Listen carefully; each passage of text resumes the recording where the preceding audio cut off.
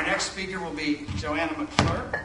She's one of the outstanding female poets of her 50s generation, and I think of all generations since, as frankly.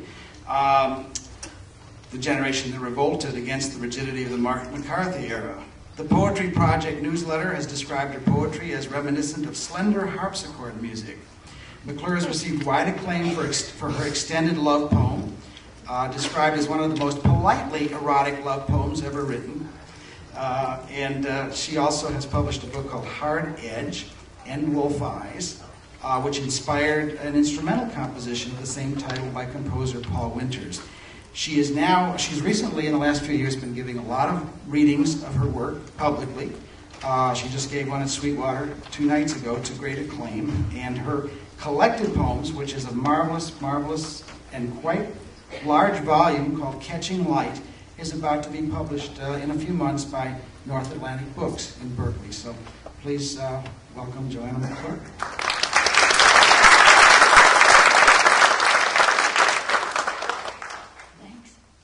I was looking out at the audience and was noticing that there are a lot of people of my generation here, which is always nice to see. But tonight I was asked mainly just to give personal remembrances, which I have actually just a smattering of Jack's. When I first met him was actually in 1955 or 6, when I was pregnant, and I believe Alan had introduced him to Michael, and Michael brought him through the house, and there was just this good-looking man with these beautiful blue eyes that kind of went through and said hello and looked very nervous, and that was my meeting with Jack Kerouac. But then, of course, the 6th reading happened, not that much longer, and he was in the front row there cheering Alan on, with quite a bit of wine to help him, and it was a wonderful reading. Then my next thoughts about him actually came from when I was teaching, it must have been in 58, and I was teaching 6th grade around the corner, and I read On the Road for the first time and was just charmed by it. I thought, this is wonderful. How in the world can I pass this on to these 5th graders? Well,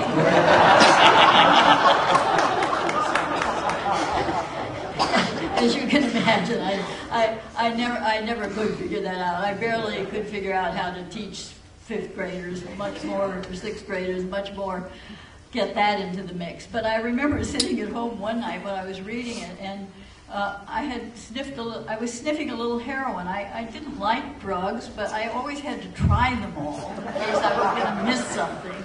And I remember thinking, well, I guess most 5th grade teachers aren't sitting at home reading On the Road and sniffing heroin.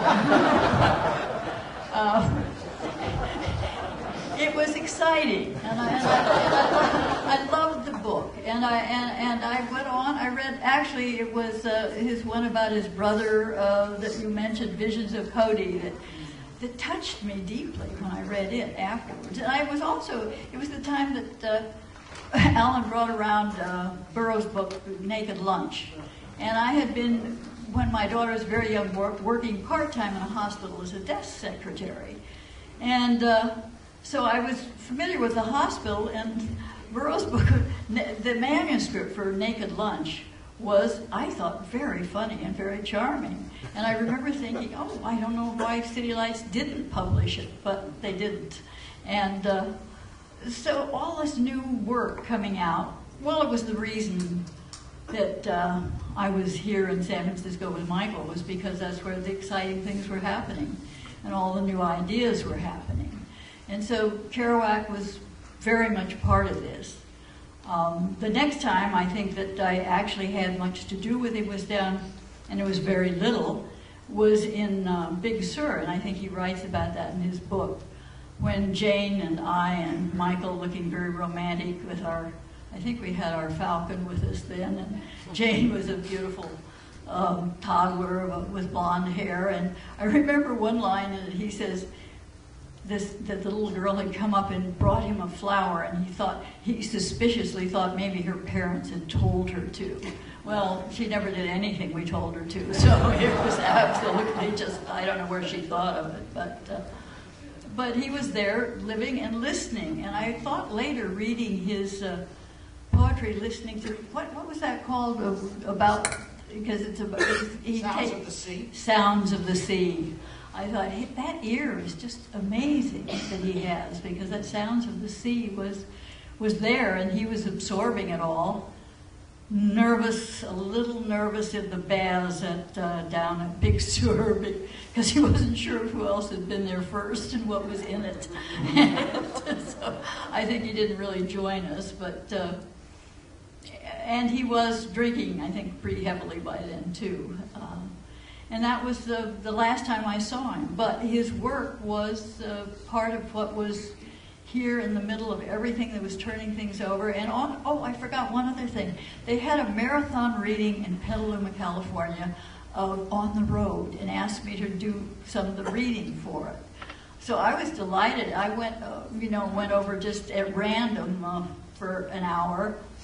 And the part of the book they were in then was the part I had not quite remembered, because they're riding into Mexico and actually getting into Pátzcuaro, which is where my brother lived for the last 5 years of his life, and where there's a Buddhist garden in Pátzcuaro. And I don't remember whether it's mentioned that or not, but it was a wonderful, reading it aloud is just a total delight. So I thought whoever thought of this marathon reading was, and Jerry probably knows who it was, but anyway, it was a delight. So I look forward to seeing the movie, and I have the one on Howl I did love, but and I look forward to seeing what this one is. And I didn't know that Apocalypse Now had been. I didn't realize that what's his name was behind it. Pardon my what's his name. I live with very few proper nouns in my vocabulary. They go first. Thank you, Joanna.